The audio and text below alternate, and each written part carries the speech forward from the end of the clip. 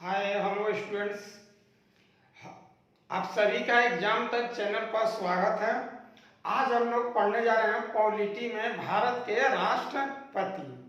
भारत के राष्ट्रपति के बारे में आज हम लोग अध्ययन करेंगे और इसे 4-5 एपिसोड में पढ़ा जाएगा, छोटी छोटी एपिसोड के द्वारा, और एक एकदम सरल भाषा में कहानी के माध्यम से ये सारे टॉपिक मैंने राष्ट्रपति के टॉपिक को एकदम आसान भाषा में हम लोग सीखने जा रहे हैं।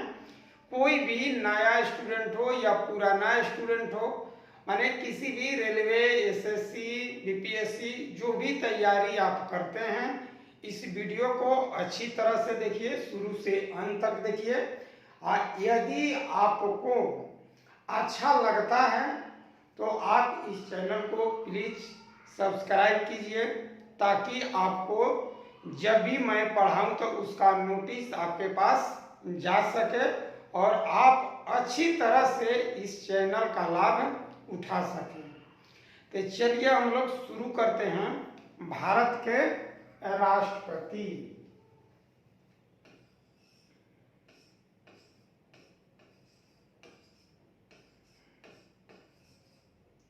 हेडिंग है आपका राष्ट्रपति, ठीक है।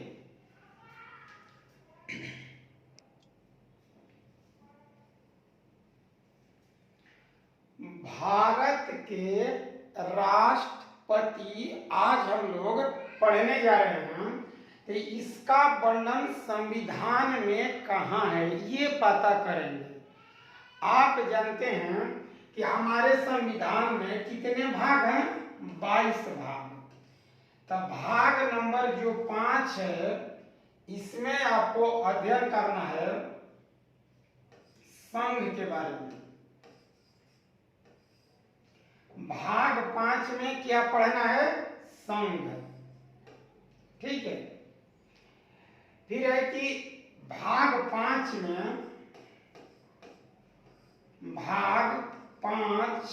में आर्टिकल 52 से लेकर 78 तक, 52 से लेकर 78 तक संघीय कार्यपालिका, संघीय कार्यपालिका,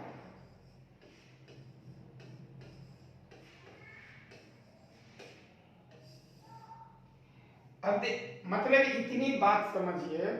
पहले हम जानते हैं कि संघ का वर्णन कहाँ है, अर्थात भाग 5। तो भाग 5 में संघ का वर्णन किया गया है।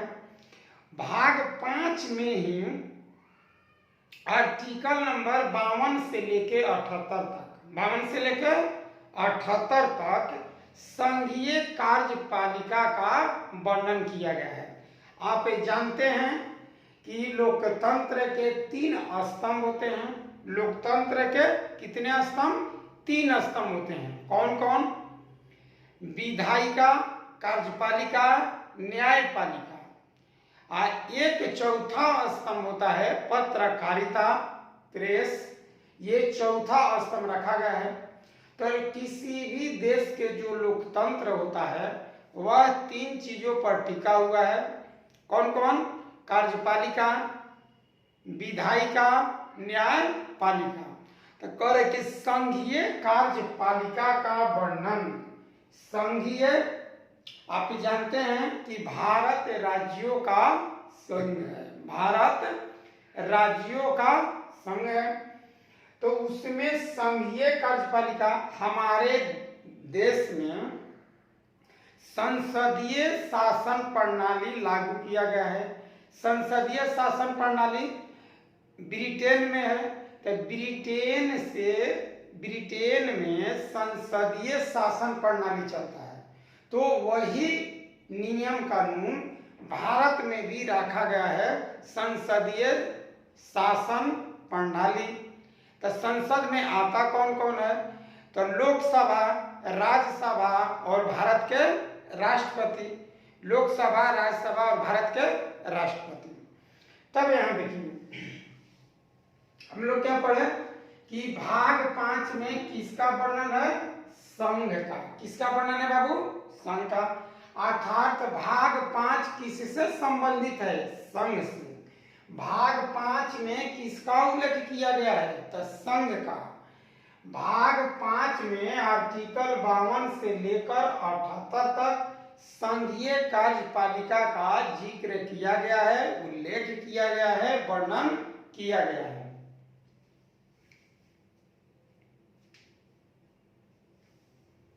अब देखिए, अब आता है कि हम लोग पढ़ेंगे कि संघीय कार्यपालिका में कौन कौन आता है। संघीय कार्यपालिका में कौन कौन होते हैं? तो राष्ट्रपति। कौन? राष्ट्रपति। दूसरा है उपराष्ट्रपति।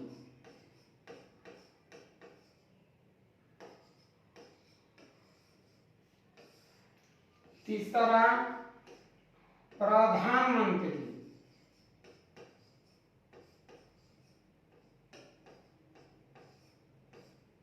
चौथा मंत्रिपरिषद।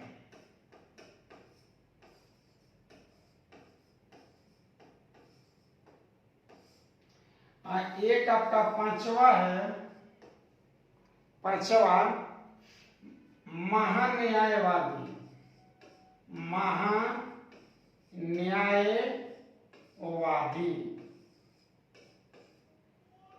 देखिए, संघीय कार्यपालिका का वर्णन कहाँ किया गया है?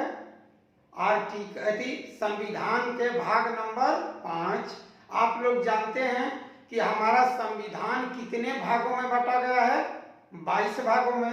22 भाग में भाग नंबर 5 कौन है? तो संघ से संबंधित है। भाग 5 में आर्टिकल 52 से लेके 78 तक किसका वर्णन किया गया है? तो संघीय कार्यपालिका का। ठीक है। अब जानते हैं कि कार्यपालिका में, संघीय कार्यपालिका में कौन कौन लोग आता है। तो एक है भारत के राष्ट्रपति, भारत के उपराष्ट्रपति, भारत के प्रधानमंत्री, मंत्रिपरिषद और महान्यायवादी। इन पांचों का जिक्र किया गया है भाग 5 आर्टिकल 52 से लेकर 78 तक में। हम लोग इन सब का अध्ययन करेंगे एक एक करके, बारी बारी से सबका। तो आप जान गए कि आर्टिकल 52 से 78 तक यानी कि भाग 5 में किसका वर्णन है। तो अब मैं आपको बता दूं कि इसमें कैसे क्वेश्चन आएगा। तो आपसे पूछ लेगा कि कौन संघीय कार्यपालिका से संबंधित नहीं है। ऑप्शन रहेगा राष्ट्रपति, उपराष्ट्रपति, प्रधानमंत्री और राज्यपाल। तो क्या मानना होगा? राज्यपाल आंसर हो जाएगा। तो इस चीज को आप अच्छी तरह से पढ़ लीजिए, स्टडी कर लीजिए। और हम लोग पढ़ रहे हैं संक्षेप में ही, कोई ज्यादा विस्तार नहीं करना है। ठीक है। अब देखिए हम लोग क्या करते हैं। अब चलिए, अब पहला है भारत के राष्ट्रपति।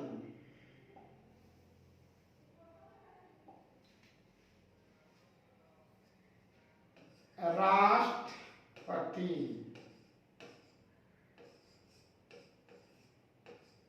भारत के राष्ट्रपति।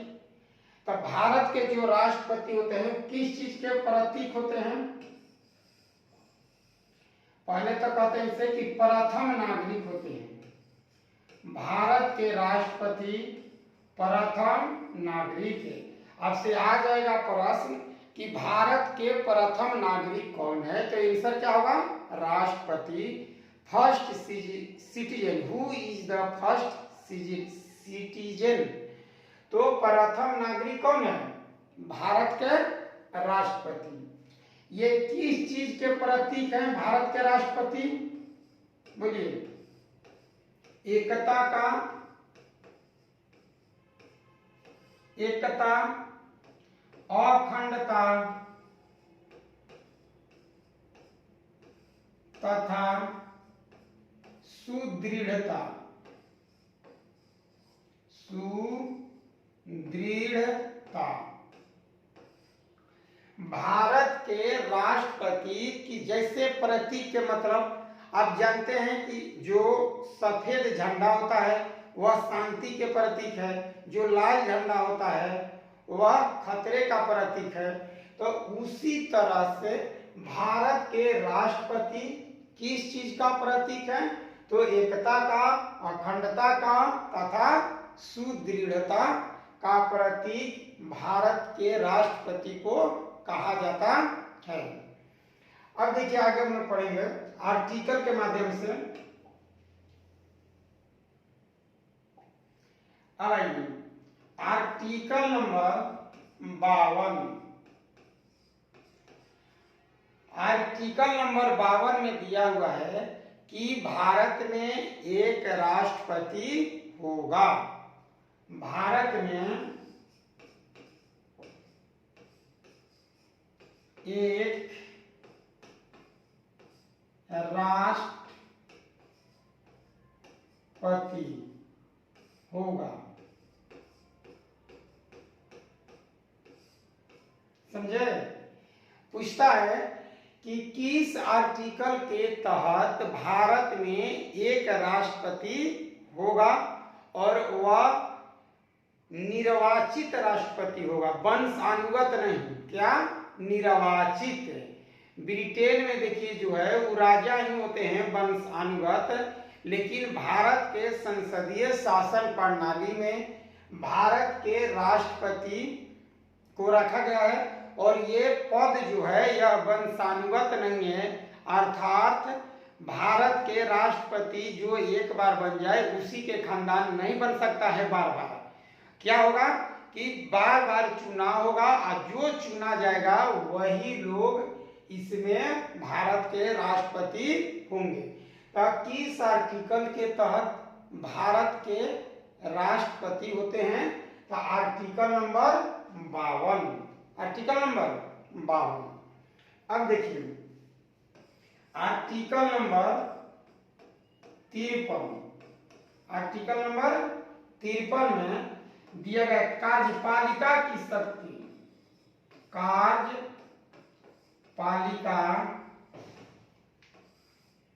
की शक्ति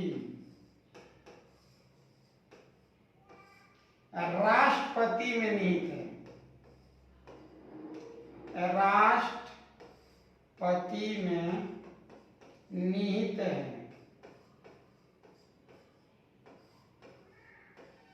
बताइए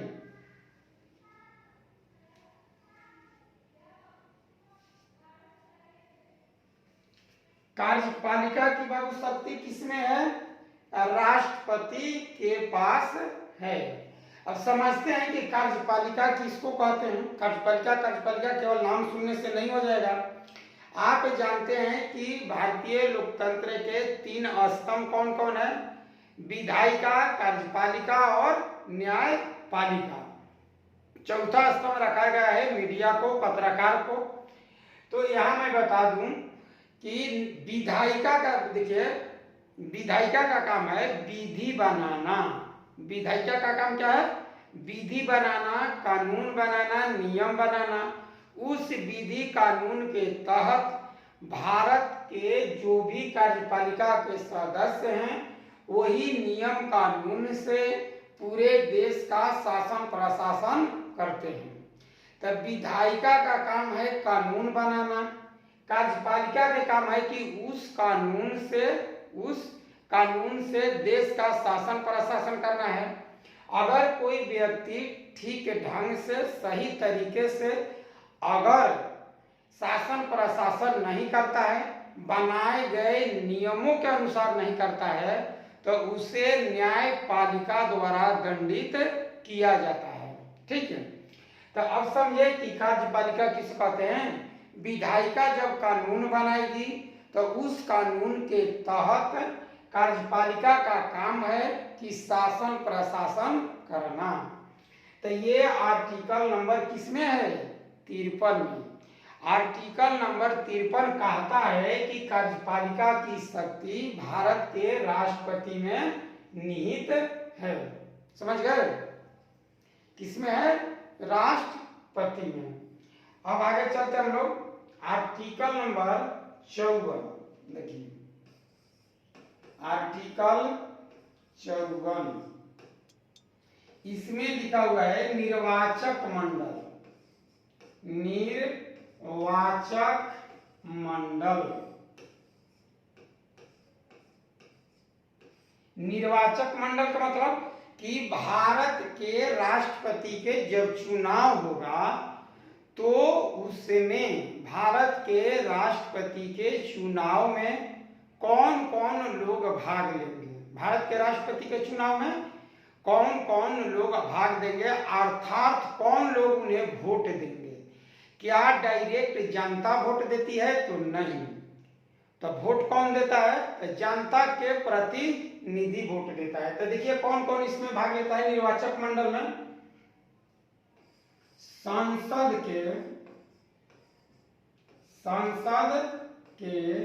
निर्वाचित सदस्य,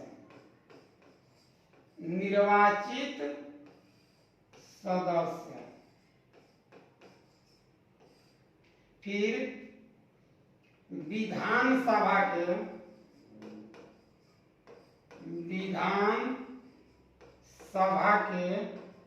निर्वाचित सदस्य,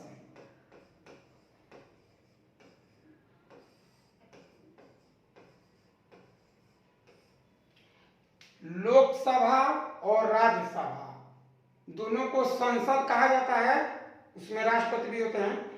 तो संसद के निर्वाचित सदस्य, आप जानते हैं कि राज्यसभा में 12 सदस्य भारत के राष्ट्रपति चुनते हैं और 2 लोकसभा में, तो 12 × 14 वोट नहीं देगा।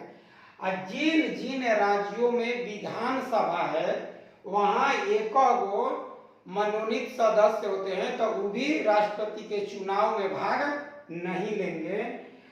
तो कौन लेगा? तो विधानसभा के निर्वाचित सदस्य, यहां लिखिएगा निर्वाचित सदस्य। तो देखिए अब 17वें संविधान संशोधन, 17वें संविधान संशोधन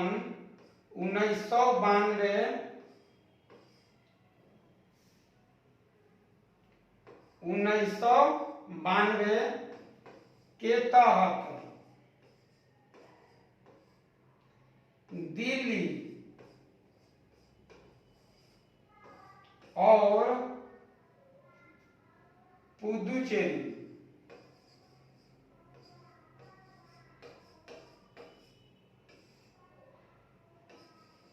के विधानसभा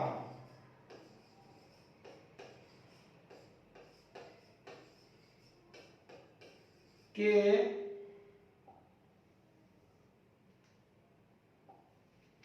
निर्वाचित सदस्य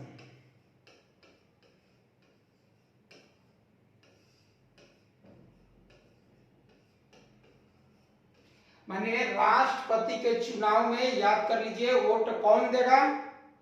तो लोकसभा राज्यसभा के निर्वाचित सदस्य और विधानसभा के निर्वाचित सदस्य, यही लोग भारत के राष्ट्रपति के चुनाव में वोट देने के लिए जाते हैं। ठीक है,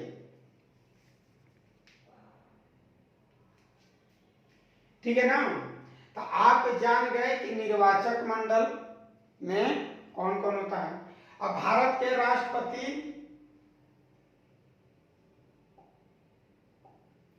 चलिए आज हम लोग यहीं तक जाने, यहीं तक रहने देते हैं। ठीक यहाँ के बाद हम लोग कल से पढ़ेंगे। ठीक है। अच्छा ये बताइए भारत के राष्ट्रपति के कितने प्रस्तावक होते हैं? प्रस्तावक तो 50 होते हैं। 50 व्यक्ति प्रस्ताव रखते हैं कि फलना सिंह भारत के राष्ट्रपति चुनाव लड़ेंगे। और अनुमोदक कितने होते हैं? अनुमोदक, तो अनुमोदक भी 85 होते हैं। कितने? 50, दोनों 50। तो जो व्यक्ति प्रस्तावक होता है वो अनुमोदक नहीं होगा, और जो अनुमोदक होता है वह प्रस्तावक नहीं होता है। 50 ये अलग अलग होते हैं, चाहे कहीं का भी हो, लोकसभा का हो, राज्यसभा के हो या विधानसभा के हो, किसी में से 50 वो व्यक्ति जिसको सपोर्ट करेगा वह भारत के राष्ट्रपति के चुनाव लड़ सकता है। अच्छा, जमानत राशि कितनी होती है? जमानत राशि 15,000 रुपया। कई हजार रुपया? 15,000 रुपया। कहाँ जमा कीजिएगा? तो आरबीआई में, आरबीआई में जमा करना होगा। जो व्यक्ति भारत के राष्ट्रपति का चुनाव लड़ेगा तो वह आरबीआई बैंक में 15,000 रुपया जमा करेगा। यह जो जमानत राशि है, तो जमानत राशि जब्त हो जाएगी कुल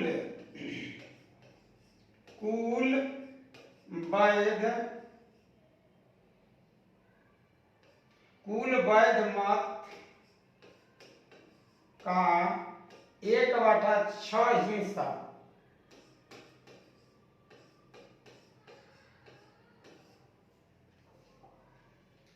एक बटा 6 हिस्सा नहीं प्राप्त करने पर, नहीं प्राप्त करने पर जमानत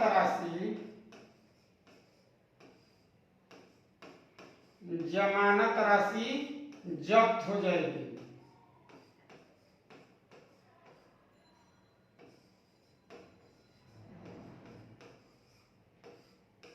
देखिए, जो व्यक्ति भारत के राष्ट्रपति चुनाव लड़ते हैं तो 15,000 रुपया बैंक में, आरबीआई बैंक में जमा करते हैं।